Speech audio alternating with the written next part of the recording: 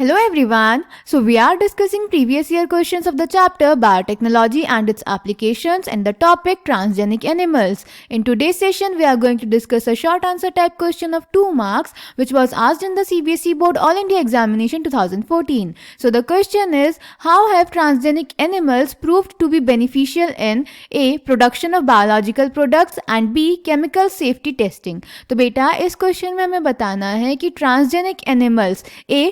Biological products की production में और बी केमिकल सेफ्टी टेस्टिंग में कैसे बेनिफिशियल हैं. So let's check the answer. तो बेटा जो बायोलॉजिकल प्रोडक्ट्स होते हैं इनका जो फॉर्मेशन होता है वो थोड़ा एक्सपेंसिव होता है. तो हमने क्या किया, एनिमल्स लिए, एनिमल्स में डीएनए का वो सीक्वेंस यानी वो जीन डाल दिया जो बायोलॉजिकल प्रोडक्ट प्रोड्यूस करता है और उसको एनिमल में इंट्रोड्यूस कर दिया. तो वो बन गया ट्रांसजेनिक एनिमल. अब वो जब उस बायोलॉजिकल प्रोडक्ट को प्रोड्यूस करेगा तो उससे हम उसे एक्सट्रैक्ट कर सकते हैं. ये हमें इतना एक्सपेंसिव नहीं पड़ेगा. फॉर एग्जाम्पल बेटा हमने ह्यूमन प्रोटीन अल्फा 1 एंटीट्रिप्सिन का प्रोडक्शन कराया ट्रांसजेनिक एनिमल्स की हेल्प से, जिससे हमने एम्फाइसीमा को ट्रीट करा. ऐसे ही बेटा हमने फिनाइलकीटोनुरिया और सिस्टिक फाइब्रोसिस की ट्रीटमेंट भी ट्रांसजेनिक एनिमल्स की हेल्प से ऑब्टेन करे हैं. बेटा जो फर्स्ट ट्रांसजेनिक काउ थी दैट इज रोजी, उसका जो मिल्क था उसकी न्यूट्रिशनल वैल्यू ज्यादा थी नॉर्मल काउ के मिल्क से, क्योंकि उसका जो मिल्क था वो ह्यूमन प्रोटीन एनरिच्ड था, यानी उसमें अल्फा लैक्टाब्यूमिन प्रेजेंट था. क्लियर बेटा. सो A part, production of biological products.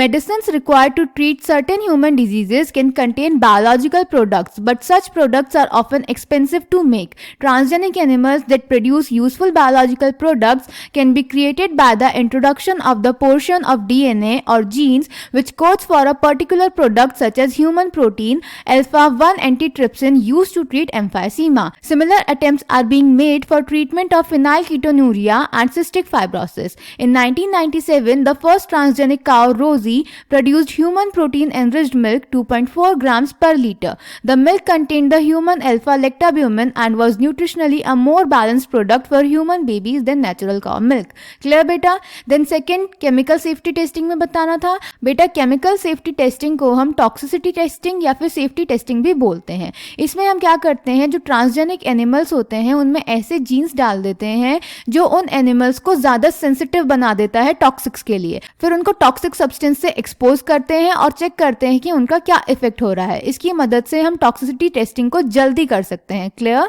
So answer B is chemical safety testing. This is known as toxicity और safety testing. Transgenic animals are made that carry genes which make them more sensitive to toxic substances than non transgenic animals. They are then expose to the toxic substances and the effects studied. Toxicity testing in such animals will allow us to obtain results in less time. So I hope this question is clear to you. Thank you.